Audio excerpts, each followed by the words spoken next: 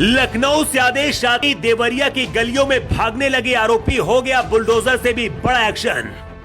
36 घंटे के अंदर देवरिया के गुनहगारों को मिल गई सजा, लेकिन एक बात तभी भी पुलिस को खटक रही। देवरिया कांड के बाद जोगी के विधायक ने खाई सौगंध, माथे पर मिट्टी लगाकर कर दिया बहुत बड़ा ऐलान। देवरिया में जो हुआ सुनकर पूरा देश हिल गया। रिपोर्ट योगी आदित्यनाथ की टेबल पर पहुंची तो योगी ने लखनऊ से ऐसा आदेश दिया कि देवरिया की गलियों में आरोपियों को दौड़ा दौड़ा कर पकड़ा गया।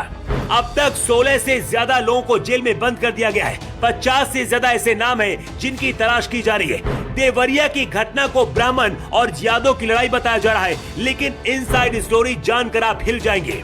वारदात से ठीक 5 मिनट पहले क्या हुआ था जानते हैं आप? जो खुलासा हुआ है उसके बाद से देवरिया से लेकर लखनऊ तक बड़े बड़े अधिकारियों के ऊपर योगी आदित्यनाथ का बुलडोजर चलने वाला है। देवरिया कांड के बाद योगी आदित्यनाथ के विधायक ने सौगंध खाकर एक बहुत बड़ा ऐलान कर दिया है, लेकिन उससे पहले आपको वो कहानी बताते हैं जिसकी वजह से 6 लोगों की सांसें थम गईं।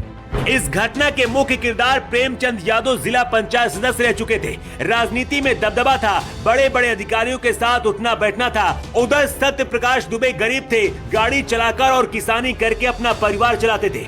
दोनों के बीच विवाद शुरू हुआ 10 बीघा जमीन को लेकर। सत्य प्रकाश के मानसिक रूप से कमजोर भाई को अपने कब्जे में लेकर प्रेमचंद ने उसकी 10 बीघा जमीन को अपने नाम करा लिया था।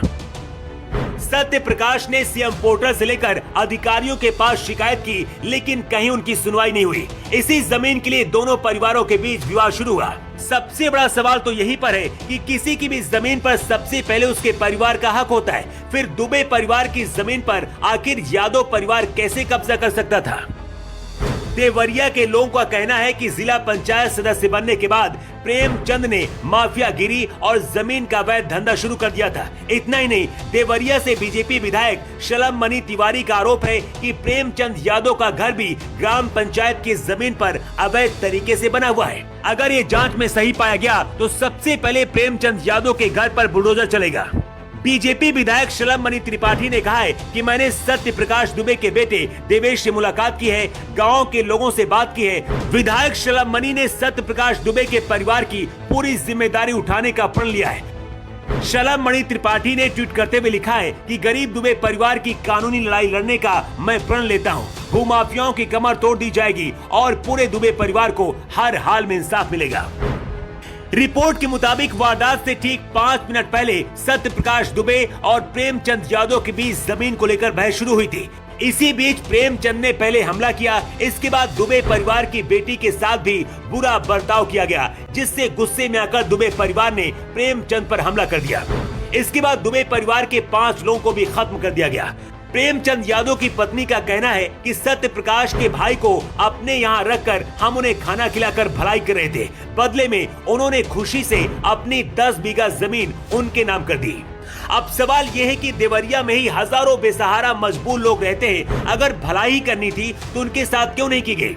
ऐसे ही आदमी के साथ भलाई क्यों की गई जो मानसिक रूप से सही नहीं था और उसके पास करोड़ों रुपए की जमीन थी?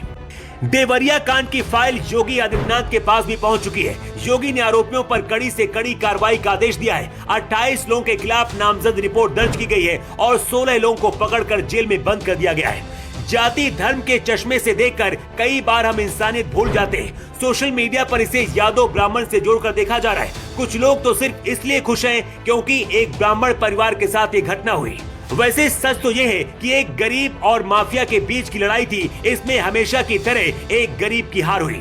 आरोपियों पर कड़ी से कड़ी कार्रवाई की मांग की जा रही है, लेकिन सबसे पहले उन अधिकारियों पर कार्रवाई होनी चाहिए जिन्होंने माफिया का साथ दिया। और कई रिपोर्ट दर्ज कराने के बाद भी सत्य प्रकाश दुबे के परिवार की सुनवाई नहीं हुई। वैसे देवरिया की घटना को लेकर आप क्या कहना चाहेंगे? अपनी राय आप कमेंट बॉक्स पर लिखकर जरूर दें।